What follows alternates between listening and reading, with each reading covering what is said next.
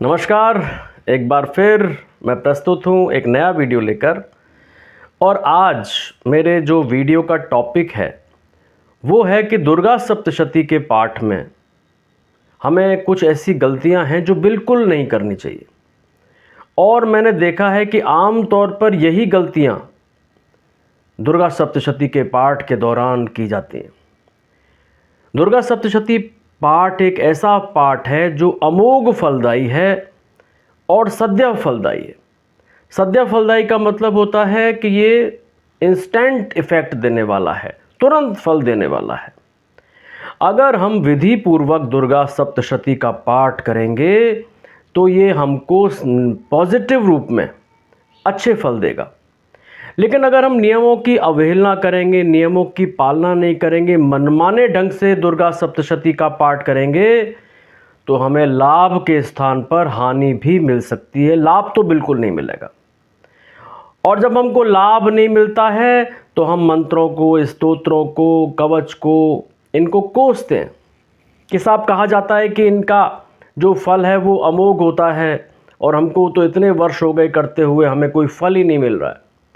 फल मिलेगा कैसे जब हम दुर्गा सप्तशती के पाठ में जो मेजर गलतियां हैं उनको ही कर रहे हैं। अभी 2 दिन पहले मेरे एक स्टाफ के साथी मुझसे कह रहे थे कि सर, सरकारी नौकरी में इस पद पर इतनी व्यस्तताएं रहती हैं कि हम अपना पूजन अर्चन भी सही तरीके से नहीं कर पाते। दुर्गा सप्तशती के पाठ में मेरी श्रद्धा है तो मैं रोज़ तो 2.5 घंटे का पाठ कर नहीं सकता, क्योंकि पूरी दुर्गा सप्तशती का पाठ करने में 2.5 घंटा लगता है। तो मैंने एक क्रम बना लिया है, मैं प्रतिदिन 1 अध्याय का पाठ करता हूँ। तो मैं चौंक गया। मैंने उनको कहा कि ये आप क्या कर रहे हैं, आपको ये नहीं करना है। दुर्गा सप्तशती का पाठ, कवच, अर्गला, कीलक आदि करके जब हम करते हैं तो 2.5 घंटे लगते हैं, इसमें कोई संदेह नहीं है। लेकिन ये क्रम बनाना कि प्रतिदिन 1 अध्याय का पाठ करेंगे, ये बिल्कुल गलत है, बिल्कुल खराब है और इससे नुकसान होने की संभावना होती है। क्योंकि दुर्गा सप्तशती के पाठ के जो निर्देश हैं उनमें स्पष्ट रूप से कहा गया है कि देवी के जो दैत्यों को वध के करने के जो प्रसंग हैं, देवी की जो युद्ध कथाएं हैं, वे अधूरी नहीं छोड़नी चाहिए। अगर हम युद्ध कथाएं अधूरी छोड़ते हैं, अगर दैत्यों के वध के प्रसंग हम अधूरे छोड़ते हैं तो वो दुर्गा सप्तशती का पाठ हमारे लिए बहुत नुकसानदायक हो जाता है। और यही कारण है कि मनीषियों ने, विद्वानों ने दुर्गा सप्तशती के पाठ का क्रम निर्धारित किया है। अगर आपके पास समय नहीं है, आप प्रतिदिन 2.5 घंटा पाठ नहीं कर सकते, मत करिए। मैं ऐसे कई लोगों को जानता हूँ, वो एक दिन में 9 पाठ कर लेते हैं, क्योंकि वो तो संत लोग हैं, योगी लोग हैं, उनके पास कोई और काम नहीं है। और जब 9 पाठ आदमी एक साथ करता है तो कवच, अर्गला, कीलक एक बार पहले कर लेता है और एक बार आखिरी में कर लेता है। बीच में सिर्फ 13 अध्याय के पाठ किए जाते हैं 9 बार। लेकिन ऐसा वही कर सकते हैं जिनके पास समय है, जो संत हैं, ऋषि मुनि हैं, जिनका सारा जीवन तपश्चर्या में लगा हुआ है, वो ऐसा कर सकते हैं। हम जैसे लोग, आप जैसे लोग जिनके पास समय की कमी है, वो ऐसा नहीं कर सकते। लेकिन ये भी गलत है। एक परम योगी ने, एक संत ने बताया, और ये एक शास्त्रीय क्रम है कि अगर आप प्रतिदिन दुर्गा सप्तशती का पूरा पाठ नहीं कर सकते तो 7 दिन में 1 पाठ पूरा करने का निर्देश है कि 7 दिन में दुर्गा सप्तशती के 13 अध्यायों का पाठ आप कर सकते हैं।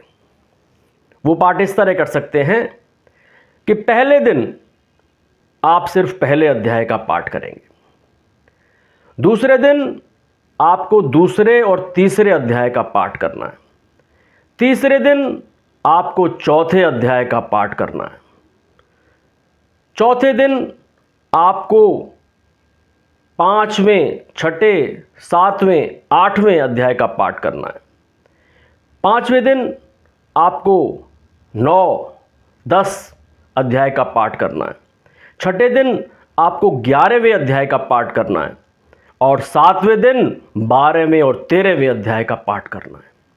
ये क्रम है।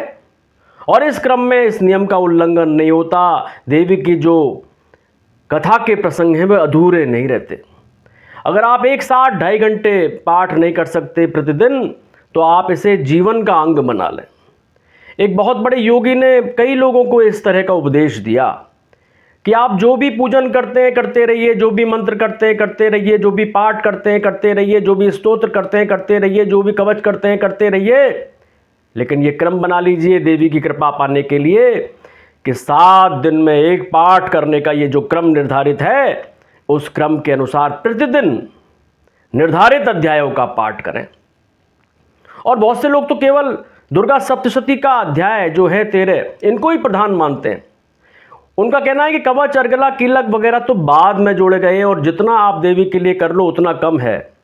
लेकिन ये निश्चित है कि दुर्गा सप्तशती के 13 अध्यायों का अगर इस विधि से 7 दिन लगातार पाठ किया जाए, प्रतिदिन जो निर्धारित पाठ है उनको करके 7 दिन में एक पाठ पूरा किया जाए और इसे अपने जीवन का अंग बना लिया जाए, तो भगवती दुर्गा देवी की कृपा हमको प्राप्त होती है, इसमें कोई संदेह नहीं है।